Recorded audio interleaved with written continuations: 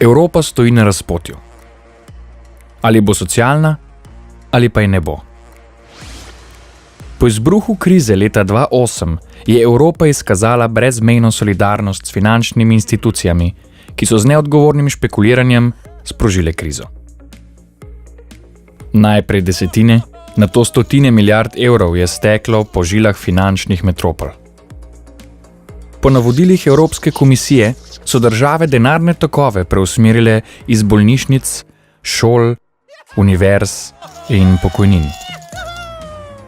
Za njimi pa so ostale osiromašene soseske, uničena življenja in obubožani državni proračuni. Smrtna bledica je zapustila lica kapitala. Vstal je k novemu življenju in glasno zahteval. Po Grčiji še. Po Irski še. Po Španiji še. Evropska unija je storila vse, da je obranila kapitalizem in interese najmočnejših, predvsem z varčevalnimi ukrepi in privatizacijo. Dobrobit državljank in državljanov se je morala temu podrediti. Unija je vse več moči prenesla na telesa onkraj demokratičnega nadzora. Evropsko komisijo, Evropsko centralno banko in evrsko skupino. Tudi če so državljani izvolili vlado, ki je želela obrniti smer, so ji v Bruslju polomili roke in jo prisilili, da dela ravno obratno. Takšen pristop med ljudi širi razočaranje, bes in brezup. Skrajna desnica po celotni uniji izkorišča to razpoloženje in vali krivdo za situacijo na svoje priljubljene grešne kozle. Vse, ki so drugačni. Uglajeni gospodje v kravatah, ki se v palačah Frankfurta in Bruslja daleč od oči javnosti igrajo z milijoni človeških življenj, in ulični razgrajači, ki po noči prežijo na ljudi z drugačno barvo kože, sta le dve plati istega kovanca. Čeprav bi nas obstoječa oblast rada prepričala, da je edina alternativa skrajni desnici, je prav njihovo vsiljevanje neoliberalnih reform tisto, ki najbolj prispeva k širjenju skrajne desnice in pomaga legitimirati vzpon nacionalizma. Skrajna desnica uspeva, ker politični mainstream skupaj z elitami vztraja, da resne alternative ni. Zato se ljudje oklepajo svojega in branijo drobtine, ki so jim še ostale. To ni Evropa, ki si jo državljanke in državljani zaslužimo. Povzdignimo svoj glas in zahtevajmo temeljite spremembe. Državljanke in državljani držav Unije imajo pravico, da odločajo o svoji usodi.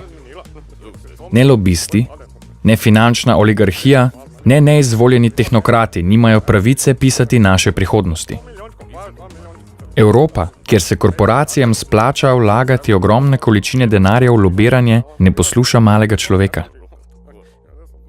So odločati želimo pri upravljanju skupnega, ne le pri promocijskih detajlih, kot je izbira časovnega pasu.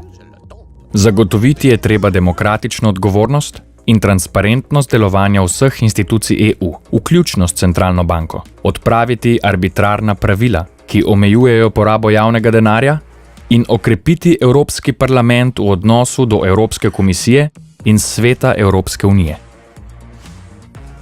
V naslednjih desetletjih je v državah članicah Evropske unije prišlo do velikanske prerazporeditve bogastva od najranljivejših k najpremožnejšim. Pri vsiljenih varčevalnih ukrepih ni šlo za reševanje držav članic pred propadom. Šlo je za interese najmočnejših. Unija bi namesto nenehnega pritiskanja na krčenje javnih financ držav morala zagotavljati sredstva za nemoteno delovanje vsaj osnovnih javnih storitev, ko države članice tega same ne zmorejo. Na ravni Evropske unije bi morali veljati minimalni socialni standardi, vseevropski koncept dostojne minimalne plače in standardi varovanja delavskih pravic. Evropska centralna banka naj skrbi za polno zaposlenost. Delovni čas pa naj se skrajša na 35 ur. To, da denarja za zagotovitev dostojnega življenja za vse ni, je laž. Sredstva je treba pravično razporediti med revnimi in bogatimi ter med centrom in periferijo. Davčnim oazam znotraj Unije napovedujemo takojšen konec. Uvedli bomo enoten evropski davek na dobiček podjetij, osebne prihodke in kapitala. Predlagali bomo uvedbo prvega evropskega davka na ultrabogate.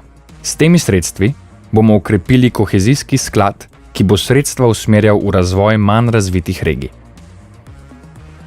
Podnebne spremembe so trenutno najpomembnejši izziv človeštva. Vendar delovanje institucij Evropske unije tega dejstva ne odraža, saj si ne drzne poseči v interese kapitala. Za uspešno spopadanje z ekološko krizo potrebujemo ekološki preobrat, kar pomeni povečanje snovne in energetske učinkovitosti gospodarstva in bolj ekološko ter trajnostno kmetijstvo, ki namesto korporacij podpira predvsem male pridelovalce lokalno pridelane hrane. V tem duhu moramo podpreti tudi tehnološke inovacije, ki ne služijo le elitam, temveč dosežejo vse ljudi. Zmanjšali bomo vpliv korporativnih lobistov na podeljevanje sredstev za raziskave in razvoj. Borili se bomo za varovanje zasebnosti in pravično obdavčitev digitalnih korporacij ter proti cenzuri interneta ter širjenju avtorskih pravic na škodo uporabnikov. Trend povečevanja nestrpnosti med raznimi manjšinami je treba ustaviti in obrniti. Okrepili bomo boj za enakopravnost med spoloma na področju plačila, delitve dela in družinskega življenja. Branili bomo pravico do svobodnega odločanja o rojstvu otrok in se borili proti nasilju v družini. Poskrbeli bomo za določene ukrepe proti trgovini z belim blagom. Prizadevali si bomo za enakopravnost vseh družin in partnerskih skupnosti, ter za konec diskriminacije ljudi iz LGBTQ skupnosti na vseh področjih življenja. V odnosu do rasnih manjšin, predvsem beguncev, pa je Evropa izgubila tudi zadnji kanček humanosti. Prav Evropa, ki je bila v 20. stoletju priča najhujšim zločinom proti človeštvu, bi morala sočutje s tistimi, ki bežijo pred vojno, lakoto, postaviti na prvo mesto. Vzpostavili bomo sklad, ki bo države in lokalne skupnosti podpiral pri sprejemu in integraciji beguncev. Namesto postavljanja smrtonosnih ovir bomo okrepili humanitarno aktivnost na trenutno najsmrtonosnejši meji na svetu – Mediteranu. Evropa se v zunanji politiki vede kot hlapec ZDA, kjer sledi njihovi politiki podpihovanja sporov na tujem, z neposrednim vmešavanjem, financiranjem zveze NATO in izvozom orožja na krizna žarišča. Namesto čudenja, da Evropi na vrata trka toliko beguncev, se moramo zavzemati za miroljubno politiko, jedrsko razorožitev, ukinitev zveze NATO, spoštovanje mednarodnega prava in okrepitev multilateralizma v mednarodnih odnosih. Evropa stoji na razpotju. Ali bo zmožna odločnih reform v smeri večje solidarnosti, demokratizacije in enakopravnosti, ali pa jo bo pogoltnila politika ustrahovanja. Zdaj je priložnost, da spremenimo tok zgodovine.